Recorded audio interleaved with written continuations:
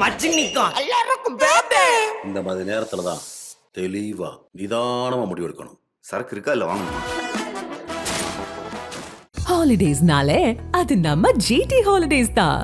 GT Holidays, South India's #1 travel brand.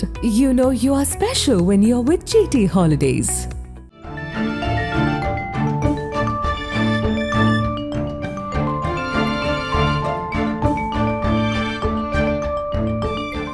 உங்கள் ஜீரண கோளாறுகளுக்கும் வயிற்றெரிச்சலுக்கும் சரியான ஒரு தீர்வு.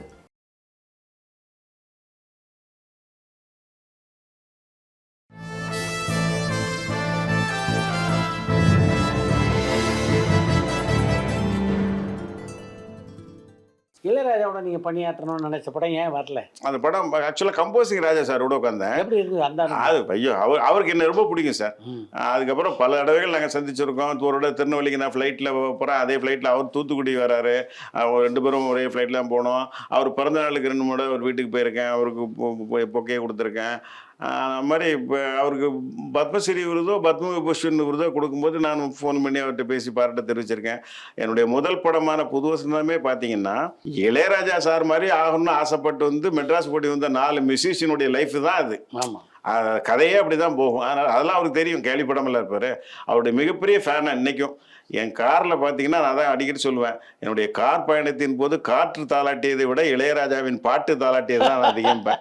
அந்த அளவுக்கு இப்போ வண்டி இப்போ கீழே வண்டியை பார்த்தீங்கன்னா ஃபுல்லாக அப்போ 2000 ரெக்கார்ட் பண்ண சீடியாக இருக்கும், ராஜா சாருடைய பாட்டாக இருக்கும் ஃபுல்லாக. அவ்வளோ எல்லாமே ராஜா சார் பாட்டு தான். அவருடைய மிகப்பெரிய ஃபேனு. இனியலாம் சுகமென்ற ஒரு படத்தில் அவர் தான் மியூசிக் ரைட்டாக போட்டேன், கம்போசிங்லாம் உட்காந்தேன். அவருக்கு ரொம்ப பிடிச்சிருந்தது. ஒரு பர்டிகுலர் சுச்சுவேஷன் சொல்லிட்டு அது கதைப்படி அது ஸ்ரீலங்காவில் நடக்குது அந்த கதை. அந்த மாதிரி தான் இருக்குது அது. அஃப்கோர்ஸ் அது ராஜா சார் ஒரு பாயிண்ட் சொன்னார், அது கரெக்டாக அதை எடுத்துருக்க கூடாது. அந்த மாதிரி ஒரு கான்ட்ரவர்ஷியலான ஒரு சப்ஜெக்ட் அது. பர்டிகுலர் சுச்சுவேஷனுக்கு வந்து நான் சுச்சுவேஷன் சொல்லிட்டு, சார் இங்கே வந்து 1000 மலர்களே மலருங்கள் அப்படின்னு சொல்லி சொன்னேன்.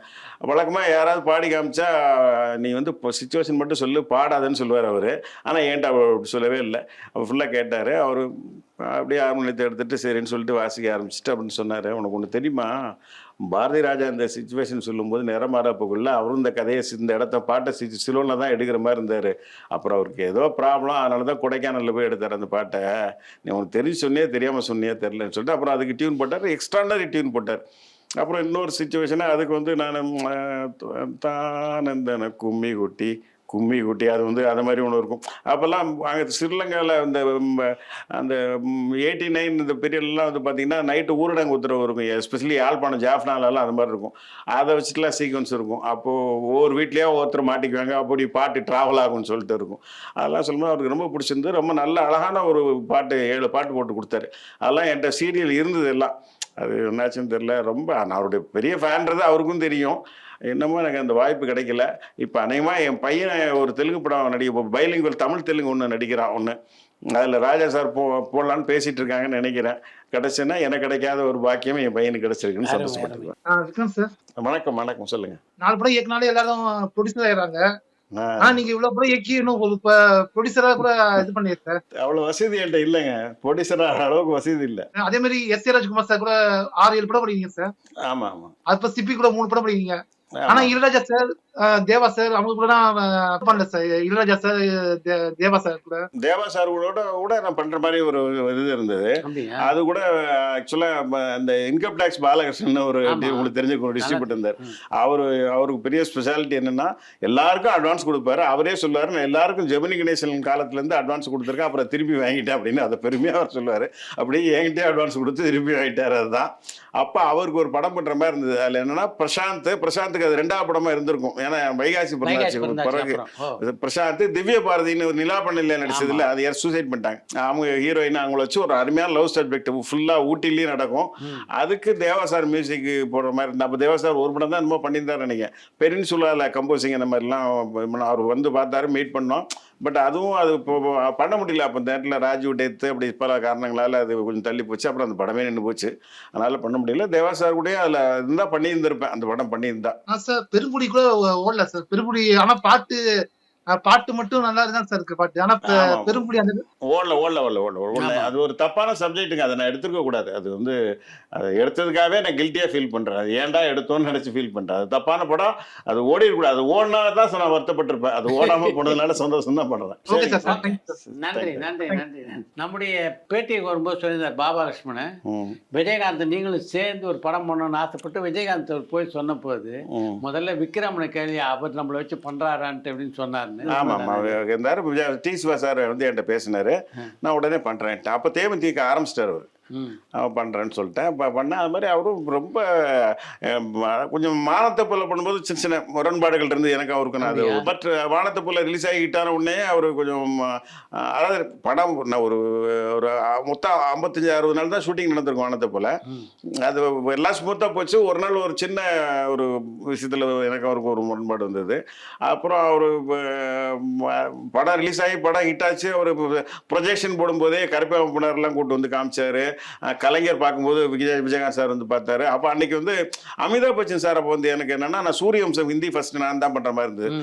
அதுலேருந்து என்ன அமிதாப் பச்சன் சாருக்கு ரொம்ப பிடிக்கும். அதனால எனக்கும் அவருக்கு நல்ல ரேப்பாக இருந்தது. அவர் மெட்ராஸ் வந்துட்டாருனாலே எஸ் ராமநாதன் சார் காரில் ப்ரொடியூசர் அவருக்கு ஃபோன் பண்ணி விக்ரமன் படம் ஏதாவது ரிலீஸ் ஆயிருக்கா நம்ம பார்க்கலாமா அப்படின்னு கேட்பாரு. அப்படிதான் உன்னிடத்தில் என்னை கொடுத்தேன் அவருக்காக ஒரு ப்ரீவியஸ் சூரியகீதத்தில் போட்டோம். அவர் வந்து பார்த்தாரு, சூப்பராக இருக்குன்னு சொல்லி அமிதாப் பச்சன் சார் ரெக்கமெண்ட் பண்ணி தான் அனில் கபூருக்கு நீ நடிச்சா நல்லா இருக்கும் இந்த படம் பாருன்னு சொல்லி போனி கபூர் அதனுடைய ரைட்ஸ் வாங்கினார். உன்னிடத்தில் என்னை கொடுத்தேன். அப்புறம் வானத்தை போல டைமில் அது மாதிரி கேட்கும்போது எஸ் ராமன் சார் இப்போ எனக்கு ஃபோன் பண்ணார். ஃபோன் பண்ணி இப்போ உங்கள் விஜயகாந்த் வச்சு ஒரு படம் ஓடிட்டுருக்கு, அந்த படம் அமிதாப் பச்சன் சார் போட்டு காமிக்கலாம் மாதிரி தாராளம் காமிக்கலாம் சார்னு சொல்லி அதே சூப்பர்கீதத்தில் அரேஞ்ச் பண்ணுறோம். அமிதாப் பச்சன் சார் மட்டும்தான் பார்க்குறாரு. அப்போ விஜயகாந்த் சார்கிட்ட சொன்னேன், சார் இன்னைக்கு நைட்டு கலைஞர் ஈவினிங் பார்க்குறாரு எங்கே இதில் நம்ம தேவசிரி தேட்டரில் நைட் ஷோ வந்து அமிதாப் பச்சன் சார் பார்க்குறாரு. அமிதாப் பச்சன் சார் படம் பார்க்குறேன், நீங்கள் வரீங்களா சார்? நான் வரேன் சார் அப்படின்னு சொன்னார். அப்போ விஜயகாந்த் சார் கூப்பிட்டு போய் நான் இன்ட்ரடியூஸ் பண்ணேன். அவர் ரொம்ப நல்லா பண்ணியிருக்கீங்கன்னு சொல்லி அப்ரிஷியேட் பண்ணார் அமிதாப் பச்சன் சார். அப்போவே கொஞ்சம் நல்லா அதே மாதிரி முன்னே நினைத்து படத்தில் முதல்ல விஜய் தான் நடிக்கிற மாதிரி இருந்தது. அப்புறம் விஜய் நடிக்கலைன்னு தெரிஞ்ச உடனே விஜயகாந்த் சார் கொஞ்சம் வருத்தப்பட்டார். அப்போது வந்து நான் லட்சுமி வெங்கர்கிட்ட சொல்லியிருக்கார், இந்த மாதிரி அவர் விக்ரமன்ட்ட நல்ல ஸ்கிரிப்ட் இருந்துன்னா சொல்லுங்கள், நாம் வேணா சேர்ந்து பண்ணுவோம் அப்படின்னு சொல்லி சொன்னார். அப்போ முரளி சார் என்கிட்ட வந்து சொன்னார். அப்போ நாங்கள் விஜயகாந்த் சாரை போய் பார்த்தோம். விஜயகுமார் சார் வீட்டில் ஷூட்டிங் நடந்தது, தபசி ஷூட்டிங் நடந்தது. அதில் போய் பார்த்தோம். சார் நீங்கள் சொல்லுங்கள், நீங்கள் என்ன படம், எனக்கு கதையே கேட்கல, உங்கள் படம் நான் நடிக்கிறேன் அப்படின்னார். எனக்கு ரொம்ப மரியாதை ஆயிடுச்சு. அந்த ஒரு வார்த்தையை வந்து அவர் சார் அவர் மாதிரியான ஒரு ஜம் வந்து நம்ம இது வரைக்கும் நம்ம பார்த்த நடிகர்களே கிடையாது சார். அந்த மாதிரி ஒரு மரியாதை படம் படம் பண்ணும்போதெல்லாம் அவர் 6 மணிக்கெல்லாம் போயிடுவார். முதல்ல சொல்லி தான் நடித்தார். ஆனால் நான் பல நாட்கள் வந்து கொஞ்சம் ரிக்வஸ்ட் பண்ணேன், சார் நைட்டு ஒரு 10 மணி வரைக்கும் பண்ணுவோம் சார் அப்படிம்பாரு. நைட்டில் 11 மணி வரைக்கும் நடிச்சுட்டு தான் போவார். காலையில் வந்துடுவார். காலையில் 6 மணிக்கு வாங்கினா வந்துடுவார். அது மாதிரி டைரக்டர்களுக்கு மரியாதை கொடுக்கல. அவர் மாதிரியான டைரக்டர் பார்க்கவே முடியாது. Not only director, assistant director முதற்கொண்டு எல்லாரும் சாரும்பார். நான் சொல்லுவேன், உங்கள் சீனியாரிட்டி என்ன சார், நீங்கள் இப்போ பேர் சொல்லி கூட கூப்பிடுங்க, ஒன்றும் தப்பு இல்லை. அசிஸ்டன்ட் கேமராமேன்லேருந்து எல்லாரும் சார் போட்டு தான் கூப்பிடுவார். அது மாதிரி எனக்கு டைரக்டர்ன்ற ஒரு மரியாதையே கொடுத்த ஒரு நல்ல ஹீரோ அவர் தான். வணக்கம். வணக்கம். என் பேர் யோகி. நான் அமெரிக்காவில இருந்து கதைக்கிறேன். ஓ, நான் உங்களை அநேகமான எல்லா படங்களும் பார்த்துருக்கேன் விக்ரம் சார். காமெடி நீங்க கிரியேட் பண்றதா இல்லாட்டி டீம் இருக்கா இல்லாட்டி அந்தந்த ஆக்களா? இல்லை நான் என்னுடைய காமெடி எல்லாமே 99% நான் கிரியேட் பண்ணது தான். ஒன்றும் யாரும் அசிஸ்டன்ஸோ யாரோ கான்ட்ரிபியூட் பண்ணல. சில இதில் ஸ்பாட்டில் கொஞ்சம் காமெடினோட பேசும்போது இன்ட்ராக்ட் பண்ணும்போது அவங்க ஏதாவது கொஞ்சம் கான்ட்ரிபியூட் பண்ணியிருப்பாங்க. 1% கான்ட்ரிபியூட் பண்ணியிருப்பாங்க. மறுபடியும் 99% இருக்கிறது வந்து என்னுடைய காமெடி. இன்னும் சொல்ல போனால் அது நான் புது வசந்தம் படம் பண்ணும் பொழுது அந்த சுவத்தில் கௌரின்னு பேர் என்னன்னு கேட்பாங்க. ஏன்னா ஊமன் நினச்சிட்டு அவள் சுவத்தில் கறி எடுத்து கே கௌரின்னு போடுவோம். அதை சார்லி தவ பிடிப்பாரு, கிளறி அப்படிம்பாரு. அப்போ போட்டு அடிச்சுட்டு அது கௌரி அப்படிம்பாங்க. அது சார்லி என்ன சார் இது காமெடியா சார், இது எவன் சார் சிரிப்பான் அப்படின்னாரு. சார்லி ஸ்பாட் கேட்டார், நீ பாருங்க இது தேட்டரில் பெருசாக சிரிக்கிறான்னு இல்லையான்னு பாருங்கன்னா சொன்ன மாதிரி அது பெருசாக சிரிச்சான். அந்த மாதிரி நிறைய நேரத்தில் காமெடியன்ஸு நம்ம சொல்லும்போது இதில் என்ன இருக்குது அப்படின்னு கேட்பாங்க. இப்போ ஃபார் எக்ஸாம்பிள் பூவே உனக்கால வந்து பார்த்தீங்கன்னா அந்த இன்டர்வலில் அந்த ஃபர்ஸ்ட் நைட் மாதிரி ஒரு செட்டப் நடக்கும். அந்த சங்கீதா ஃபர்ஸ்ட் நைட் கொண்டாட போகிற மாதிரி விஜய் போவார். அப்போது வந்து அங்கிள் அப்படின்னு கத்துவா. அங்கிள் வந்து ஆஃப் கொடுத்து ஆஃப் பண்ணிட்டோம் அப்படிம்பாரு. ஏன்னா அவர் சரக்கு அடிக்கிறவர் சாயங்காலம் 8 மணி ஆனால் தண்ணி அடிச்சுட்டு பாடுவார்னு சொல்லி முதல்ல சொல்லியிருப்போம். அப்போ ஆண்டி அப்படி ஆண்டி ஃபுல் அப்படிம்பாரு. அப்போ ஸ்பாட்டில் எல்லாரும் சிரிச்சாங்க. அப்போ சார்லி என்ன சார் இருக்குது அப்படின்னாரு. ஹவுஸ்ஃபுல்லானாலும் பரவாயில்லன்னு சொல்லி தேட்டருக்கு டிக்கெட் எடுத்து கொடுத்து அனுப்பிட்டோன்னு சொல்லி சமாளிப்போம் அப்படின்னு சொன்னேன். என்ன காமெடினாரு, ஆனால் அது தேட்டரில் பெருசாக ஒர்க் அவுட் ஆச்சு. அந்த மாதிரி பல சில நேரத்தில் காமெடியன்ஸுக்கே நமக்கும் கொஞ்சம் நான்சிங் ஆகும்.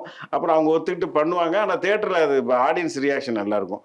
அதில் விவேக் வந்து என் கூட நல்லா ஜெல்லாருனார். அவர் நான் என்ன சொன்னாலும் நான் ஒரு இடம் எடுப்பேன், எடுத்துட்டு ஒரு மானிட்டர் பார்ப்பேன், பார்த்துட்டு டக்குன்னு இல்லை இது இப்படி சொல்லுங்க அப்படி சொல்லுங்கன்னு எக்ஸ்பிரஷன் இது பண்ணுங்க, அப்படி பண்ணுங்க இப்படி பண்ணுங்கம்மா, அதை அப்படியே பிடிச்சிட்டு பண்ணுவாப்புல. பெரிய சார், அவர் மிகப்பெரிய பிரில்லியன்ட் சார். மியூசிக் நல்ல கீபோர்டு வாசிப்பார், இன்ஸ்ட்ருமெண்ட் வாசிப்பார், அது மாதிரி எல்லாமே தெரியும். அவர் டைரக்ஷன் தெரியும். அவர் டைரக்டர் ஆயிருந்தா நல்ல டைரக்டர் ஆயிருப்பார். அவ்வளோ பெரிய புத்திசாலி. உண்மையிலே நம்ம இழந்துட்டோம், அதுதான் உண்மை. அந்த இதில் விவேக் வந்து தலை சிறந்த புத்திசாலி, நல்ல ஸ்டோரி நாலேஜ் உண்டு. அவர் ரொம்ப சில இடத்துல சில இது கான்ட்ரிபியூட் பண்ணார். அந்த சீனில் சார் இப்படி சொல்லாமா சார், நல்லா இருக்கு சொல்லுங்க அப்படிம்பேன். அப்படியே ஜெல்லாகி பண்ணுறது தான். பட் 99% காமெடி வந்து இது காமெடி ஒர்க் அவுட் ஆனாலும் சரி, ஒர்க் அவுட் ஆகாமல் போனாலும் சரி, நான் கிரியேட் பண்ணது தான் எல்லாமே. அதோட எஸ்வி சேகர் சார் வந்து சொன்னார், உங்கள் காமெடி எப்படி மலையாள பட ஸ்டைலில் யதார்த்தமாக ரியல் வாழ்க்கையில் நடக்கிற மாதிரி இருக்கும், ஒன்றும் சினிமாக்குன்னு ஆர்டிஃபிஷியலாக இருக்காது அப்படிம்பாரு. அது ஒரு பெரிய பாராட்டாக நினைக்கிறேன். ஏன்னா நான் எஸ்வி சேகர் பெரிய ரசிகன். அவருடைய ட்ராமா நான் டைரக்டர் ஆன பிறகு கூட அவருக்கே தெரியும், பல ட்ராமாக்கள் நான் போய் பார்த்துருக்கேன். முதல் ரோவில் போய் உட்காந்து எல்லாம் விழுந்து விழுந்து சிரித்து பார்த்துருக்கேன். கிரேசி மோகனுடைய ட்ராமா விழுந்து விழுந்து பார்த்து சிரிச்சிருக்கேன். அவரே நம்மளை பாராட்டுறான்றது ஒரு நல்ல பாராட்டான்னு நினைக்கிறேன். இப்ப நீங்க எடுக்க தொடங்கி இப்படி விடுபட்ட படங்கள் இப்ப நீங்க சொன்னீங்க பிரசாந்த வச்ச ஒரு, ஆமா அது பெரிய லிஸ்டே இருக்கு. அந்த கதையில் இப்ப அப்படி இருந்தாத இப்ப அந்த காலத்திலேயே எடுக்க நினைச்சு அப்படி கைவிட்டு அப்படியே விட்டதா, இல்லாட்டி அதை வேற படங்களுக்குள்ள சேர்த்துருக்கீங்களா? இல்லாட்டி இல்ல, அது அப்படியே விட்டதுதான். அது வந்து கடைசியா 2011 வந்து இளமை நாட்கள்னு ஒரு படம் பண்ணேன். ஃபுல்லா youngsters, especially between 16 to 20 years boys and girls தான் அந்த படம் ஃபுல்லா இருப்பாங்க. இளமை நாட்கள்ன்ற டைட்டிலுக்கு ஏற்ற மாதிரி அதுவுமே ஒரு நல்ல படம். கிட்டத்தட்ட ஒரு 27 நாள் ஷூட்டிங் போய் நின்று போச்சு அந்த படம் பாதியில். அதை அப்படியே விட்டுட்டு அந்த ஸ்கிரிப்ட் அப்படியே போச்சு. அப்புறம் இனியலம் சுகமே வந்து ரோஜா கமிஷனுடைய ஃபர்ஸ்ட் படம். அது உங்களுக்கு வந்து அதில் என்னன்னா மொத்த படமும் இலங்கையில தான் நடக்கும். அந்த இலங்கை உள்நாட்டு யுத்தம் நடக்கும்போது நடக்கிற கதை ஒன்று. அது வந்து ஜாஃப்னால தான் கதை நடக்கிற மாதிரி ஃபுல்லாகவே நான் எடுத்திருந்தேன். அந்த ஹீரோயின் ஜாஃப்னால இருப்பான். அந்த மாதிரி ஃபுல் கதை அதுவும் பண்ணல, நின்று போச்சு. அப்படி பல படங்கள் என்னுடைய நின்று பண்ண. இருவல்லவர்கள் ஒரு படம் முரளி ராம்கி வச்சு full comedy. Vellore Apsara theatre பாலாஜின்னு ஒருத்தர் இருந்தார் இல்லையா, அவர் ப்ரொடியூஸ் பண்ணார். அவருக்கு ரொம்ப பிடிச்சி நீங்கள் தான் சார் டைரக்ட் பண்ணணுன்னாரு. அப்போ பூவே உனக்கு எனக்கு வந்துடுச்சு. அதனால நான் என்ன பண்ணேன்னா, இதை வந்து வேற டைரக்டர் வச்சு பண்ணலாம் சார் அப்படின்னு சொல்லி நான் இப்போ ராஜ் கபூர் ரெக்கமெண்ட் பண்ணேன். இவர் வச்சு பண்ணலாம், அவருக்கு கொஞ்சம் காமெடி சென்ஸ் இருக்குது சார், வச்சு பண்ணலான்னு. ஆனால் அவர் என்ன பண்ணிட்டாரு, மாநகர காவல் நல்ல கிட்டு சார், தியாகராஜன் வச்சு பண்ணலான்ட்டு தியாகராஜன் வச்சு பண்ணார். நான் வந்து கதை திரைக்கதை வசனம் விக்ரமன், டைரக்டர் வந்து தியாகராஜன் சொல்லி ஷூட்டிங் பண்ணார். ஒரு 20 நாள் ஷூட் பண்ணார். பண்ணி அதுவும் பாதியில் நின்று போச்சு. அதுக்கப்புறம் அந்த மாதிரி பல ஸ்கிரிப்ட் என்னுடைய ஸ்கிரிப்ட் பண்ணாமலே போயிடுச்சு, பாதியிலே நின்று போச்சு. சார் அப்படியான படங்களை நீங்க திருப்பி எடுக்கலாதோ? எடுக்க எல்லாம் முடியாதுன்னு இல்லை. அப்படி ஒரு ஸ்கிரிப்ட் என் பையன்கிட்ட அந்த இனியலாம் சுகமே கதையை அப்போ சொன்னா, அன்னைக்கு காஜா சார்கிட்ட கூட நான் சொன்னேன், பையன் இது இவ்வளோ ஃப்ரெஷ்ஷாக இருக்குது, இது இப்போ எடுக்கலாமாப்பா அப்படின்னா. அது ஒரு சின்ன ப்ராப்ளம் இருக்குது. அது ஒரு அரசியல், அது எப்போ போனால் இப்போ மாட்டிக்கணும் நம்ம. அந்த மாதிரி ஒரு சின்ன ப்ராப்ளம் இருக்குது. அது மாதிரி இன்னொரு கதை நான் எடுக்காமலே விட்டுட்டேன். இப்போ அமரன்லாம் பார்க்கும்போது ஏன் அதை எடுக்காமல் விட்டுட்டோம் அப்படின்னு தோணுது. 2011 நான் ரிஜிஸ்டரே பண்ணி வச்சுருக்கேன். காஷ்மீர் தான் அதுக்கு டைட்டிலே. அது நீங்கள் கேட்டாலே மறந்துடுவீங்க. ஆனால் அந்த படம் நான் பண்ணியிருந்தா கன்ஃபார்ம் எனக்கு நேஷனல் அவார்டு கிடைச்சிருக்கும். ஒரு நல்ல ஒரு தலை சிறந்த படமாக பேசப்பட்டிருக்கும். அதுவும் கொஞ்சம் பயம், நம்ம எடுத்துகிட்டு வம்புல மாட்டிக்க கூடாதுன்ற மாதிரி. இப்போது சபர்மதி எக்ஸ்பிரஸ் ஒரு படம் வந்து மாட்டிகிட்டு இருக்கு. அந்த மாதிரி கான்ட்ரவர்சியில் மாட்டிக்கூடாது. ஆனால் நல்ல மரியாதைக்குரிய ஒரு படம், நல்ல ஒரு இன்டெகிரேஷனை வலியுறுத்துற ஒரு படம். அந்த மாதிரி பல ஸ்கிரிப்டுகள் இருக்கு, பண்ண முடியாம போயிடுச்சு. இல்ல அதுக்கு நீங்க முயற்சி எடுக்கிறீங்களோ இனி செய்வோம்? இல்ல, நம்ம காலத்துக்கு தகுந்த மாதிரி வெனின் ரோம் டு பி ரோமன் தான். இன்னைக்கு தமிழ் சினிமா என்ன ரசிக்கிறாங்களோ அதுக்கு தகுந்த மாதிரி நம்ம போயிடணும். எனக்கு வந்து இப்போ படம் பண்ணா அதுதான் நான் வந்து உன்னை நினைத்து பார்த்து பண்ணலான்னு சொல்லிட்டு இருக்கேன். அது வந்து சந்தானம் மாதிரி ஒரு ஹீரோ, அவர் வந்து ஒரு காமெடியன். அந்த லார்ஜர் என்னெல்லாம் கோல்மால் பண்ணி ரன் பண்றாரு. உன்னை நினைத்துல நடிச்ச அதே மாதிரி டுபாக் ஒரு ஜோசியர், டுபாக் ஒரு வைத்தியர், டுபாக் ஒரு சிங்கர் எல்லாம் இருப்பாங்க. அடிஷ்னலா டுபாக் ஒரு ரியல் எஸ்டேட் நடத்துற ஒருத்தர் இருப்பான். அந்த மாதிரி கேரக்டர்ஸ் எல்லாம் வச்சுட்டு சந்தானம் மாதிரி ஒருத்தர் அந்த லாட்ஜை நடத்தினா எப்படி இருக்கும்? அந்த மாதிரி அந்த லாட்ஜே ஒரு டுபாக் ஒரு லாட்ஜு, அதை அந்த மாதிரி ஒரு கோல்மால் பெருவெளி நடத்தினா எப்படி இருக்கும்? ஏன்னா உன்னை நினைத்துல சூர்யா வந்து ரொம்ப ஒரு டிக்னிஃபைடு கேரக்டர். அந்த மாதிரி காட்டாம ஒரு ஃப்ராடு கேரக்டர் அந்த லாட்ஜை நடத்தினா எப்படி இருக்குன்னு சொல்லி ஒரு ஃபுல் இது பண்ணி வச்சிருக்கேன். நல்லா இருக்கு சார். சந்தானம் ஓகே பண்ணோம், ப்ரொடியூசர் அதுக்கு கிடைக்கணும். ஏன்னா அது என்னன்னா அந்த பார்ட் 2-ஆ இருந்தால் எனக்கு என்னமோ அதே இடத்துல அதே மாதிரி செட்டு போட்டு எடுக்கணும் சார். அது அந்த இடம் தான் இருக்கு, செட்டு போடலாம். இடம் இருக்குது, செட்டு போடுறது ப்ரொடியூசர் வேணுமே. போடலாம், இப்போதான் எல்லா படமும் கிடச்சுன்னா அதே பார்ட் 2 அதே மாதிரி. ஏன்னா இப்போ கூட நான் யூடியூப் பார்த்துட்டு இருப்பேன், அந்த பொம்பளைங்க காதலை தான் பாட்டு எவ்வளோ வியூஸ், அதுக்கு வந்து 25 லட்சத்துக்கு மேலே அதுக்கு வியூஸ். அந்த மாதிரி பல விஷயங்கள். அதே மாதிரி மயில்சாமி நானும் பண்ண காமெடி எல்லாம். சில மற்ற நீயா நாணயம் பேட்டியில் இன்ட்ராக்ஷன் கூட கோபியும் ஆடியன்ஸுக்கும் உண்டான இன்ட்ராக்ஷன் கூட சார்லி ரியாக்ஷன், உங்கள் ரியாக்ஷனு, இப்படி அந்த உன்னிநிலையத்தில் உள்ள ரியாக்ஷன்லாம் போடுவாங்க. அந்த ஐஸ்கிரீம் சாப்பிட்றது. ஆமாம், எனக்கு என்னன்னா சார் ஒரே ஒரு என்னுடைய அது யாருமே அதை பாராட்டல. என்னென்னா காமெடி வந்து எக்ஸ்பிரஷனில் தான் சார் காமெடி. அதை யாருமே க்ளோஸ்அப்னு அதிகமாக க்ளோஸ்அப் வைப்பேன், அதை யாருமே பாராட்டல. சும்மா லாங் ஷாட்டில் டைலாக் பேசி ஏதோ ஒன்று பேசிட்டா இல்லை என்ன காமெடி இருக்குது அந்த காமெடின்னு. அதுக்கு ஒருத்தன் சொல்கிறான் சீக்வன்ஸ் இருக்கணும், அதுக்கு அவன் என்ன கவுண்டர் எக்ஸ்பிரஷன் கொடுக்குறான், அதனால அந்த ரியாக்ஷன் எடுப்படுது. அதை இது பண்ணேன். இப்போ பார்க்கலாம், முன்னே நினைத்து பார்ட் 2 பண்ணுற ஐடியா இருக்குது எனக்கு. அப்புறம் என் பையனையும் வச்சு ஒரு படம் பண்ணுற ஐடியா இருக்குது. என் பையன் ஹீரோவாக நடிச்சிருக்கான். அவனை வச்சு ஒரு ரொமான்டிக் சப்ஜெக்ட் ஒன்று பண்ணலாம், இந்த ஜென்ரேஷனுக்கு பிடிக்கிற மாதிரி. லவ் டுடே மாதிரி ஒரு படம். லவ் டுடே இப்போ பிரதீப் ரங்கநாதன் நடிச்ச லவ் டுடே, அந்த மாதிரி ஒரு படம் பண்ணலான்ற மாதிரி ஒரு ஐடியாவில் இருக்கேன். இப்போ சுப்பிரமணியபுரம் இப்படி பழைய கதைகள் ஹிட் ஆகுற மாதிரி அந்த அதே மாதிரி நீங்க சொன்னீங்க பிரசாந்த வச்சு அந்த நேரம் சில பழைய கதை இப்ப ஒரு மசாலா படங்களுக்குலாம் அது ஒன்று வித்தியாசமா காட்டும். ஆனா அது நீ சொல்ற மாதிரி இப்போ பிரேமலு வந்து பெரிய ஹிட் மலையாளத்துல. அது நான் அன்னைக்கு பிரசாந்த் வச்சு எடுக்கணும்னு நினைச்ச கதை மாதிரியான ஒரு படம் தான் பிரேமலு. மலையாளத்துல பிரேமலுன்னு ஒரு படம் வந்து நீங்க பார்த்துருப்பீங்களான்னு தெரியல, பெரிய ஹிட். நடிச்சவங்கலாம் பெரிய ஸ்டார். ஆமா, சிம்பிள் ஸ்டோரி சார். ரொம்ப சிம்பிள் ஸ்டோரி. பட் அது மஞ்சுமல் பாய்ஸாவது ஒரு ஒரு கண்டென்ட் புதுசாக இருந்தது. மாட்டிக்கிறான், எப்படி அவனை எஸ்கேப் பண்ணி விடுறான், காப்பாற்றுறாங்கன்றது. இது கொஞ்சம் சிம்பிள் ஸ்டோரி, பட் பசங்களுக்கு பிடிச்சிருந்தது. ரொம்ப பெரிய ஹிட் ஆச்சு. நல்ல லவ் ஸ்டோரி. நல்ல love story. Thank you. I will try. நீங்கள் சொன்ன மாதிரி நிச்சயமாக அப்படி ஒரு படம் பண்ணுறதுக்கு முயற்சி பண்ணுறேன். சரியா? நன்றி. கண்டிப்பாக. முரளி எவ்வளோ மிஸ் பண்ணுறீங்க நீங்கள்? ரொம்ப சார், ரொம்ப. அது அன்னைக்கு என் பையன்கிட்ட கூட சொல்லியிருந்தேன் மத்தியானம். நான் என்ன சொன்னாலும் அவர் கேட்பார் சார். அப்கோர்ஸ் அவரே வந்து நான் பேசினேன் இல்லாமல பூஜை போட்டு நடிக்கல, அது வேற. ஷூட்டிங் போகிறதுக்கு முன்னாடி எனக்கு செகண்ட் ஹாஃப் பிடிக்கல, இது வந்து ஒன்றும் வேலை இல்லை அப்படி இப்படின்னு சொல்லி நடிக்காம போயிட்டார்.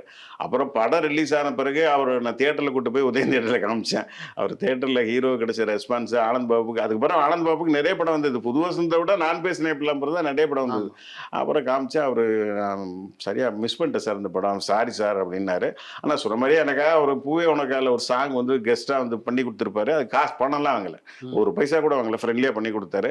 இன்னைக்கு முரளி இருந்தால் இன்னைக்கு என் பையன் ஒரு படம் நடிக்கிறான், நீங்கள் ஒரு கெஸ்ட் அப்பியரன்ஸ் பண்ணி கொடுங்க, சப்போர்ட்டிங் கேரக்டர் பண்ணி கொடுங்கன்னா பண்ணி கொடுப்பாரு. அது நான் உறுதியாக நேற்று இன்னைக்கு என் பையன்ட்ட அதான் சொன்னேன். அந்த மாதிரி நமக்காக நல்ல உயிரை கொடுக்கக்கூடிய பல பேர் இன்னைக்கு இழந்துட்டேன். விஜயகாந்த் சார் நீங்கள் நான் அவர் கேட்டிருந்தா அவர் நடிக்கதே விட்டார், அரசியலுக்கு போயிட்டாரு.